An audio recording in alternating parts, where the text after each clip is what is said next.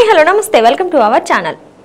Bollywood mister perfect Aamir Khan హీరోగా నటించిన లాల్ సింగ్ చడ్డా చిత్రం బాక్స్ ఆఫీస్ వద్ద దారుణంగా బోల్తా పడింది. ఆగస్టు 11న విడుదలైన ఈ చిత్రానికి తొలి రోజు నుంచే నెగిటివ్ టాక్ వచ్చింది. దీంతో రెండో రోజు నుంచే థియేటర్స్ అన్నీ ఖాళీ అయిపోయాయి.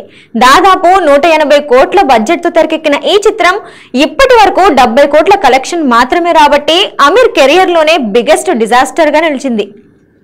ఈ చిత్రం మిగిల్చిన నష్టాన్ని పూడ్చడానికి తాజాగా అమీర్ కీలక నిర్ణయం తీసుకున్నట్లు తెలుస్తోంది.